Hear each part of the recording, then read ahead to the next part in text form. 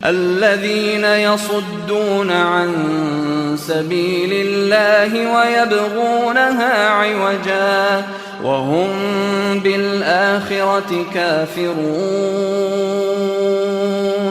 الذین یصدون، الذین جو لوگ، وہ ظالم، الذین وہ سارے لوگ، صدا یصد کہتے ہیں ایک راستہ روک لینا.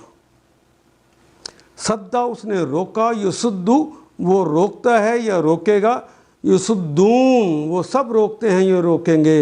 ان سب پر لعنت ہو ظالموں پر جنہوں نے راستے روک لیے عن سبیل اللہ، جو اللہ کا راستہ تھا، جنہوں نے اللہ کے راستے کو روکا. وَيَبْغُونَهَا، وہ کے معنی اور، یہ تو فعل مضارع کی علامت، وہ ان جمع کی علامت ہے، ہاں تو وہ ضمیر ہے.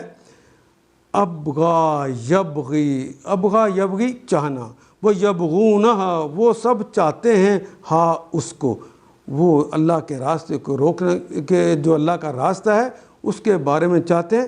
ایواجا، ایوج کہتے ہیں ٹیڑھے کو. یبغونہا وہ چاہتے ہیں، ایواجا کہ اس راستے کو وہ ٹیڑھا کر دیں، جو اللہ کا راستہ ہے اس کو ٹیڑھا کر دیں. یصدون عن سبیل اللہ، اللہ کے راستے سے روک دیں. اور یبغونہا ایواجا، اور چاہتے ہیں کہ وہ راستہ ٹیڑھا ہو جائے. وہم بالآخراتی، وہ کے معنی اور، ہم کا مطلب سب، بالآخراتی آخرت پر، کافرون انکار کرنے والے ہیں. کافر کہتے ہیں انکار کرنے والے کو، کافرون وہ انکار کرنے والے ہیں. کافر کا کلمہ تو اردو میں بھی استعمال ہوتا ہے اور وہ نون جمع کی علامت ہے.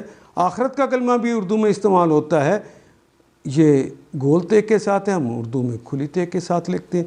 با کا مطلب بھی اردو میں استعمال ہوتا ہے، واو بھی اردو میں استعمال ہوتا ہے. خود ہاں، تب ایک پکارنے والا ان کے درمیان پکارے گا کہ خدا کی لعنت ان ظالموں پر جو اللہ کے راستے سے لوگوں کو روکتے اور اسے ٹیڑھا کرنا چاہتے ہیں، اور آخرت کے منکر تھے وہ لوگ، ان پر لعنت ہو اللہ کی. ان آیات کو ایک دفعہ پھر تلاوت خود کیجیے، عربی و مبین پڑھتے ہوئے دیکھیے کیا بات پوری اندر اتر رہی ہے، کیا یہ اردو کے سانچے میں ڈھلتی گئی ہیں عبارتیں.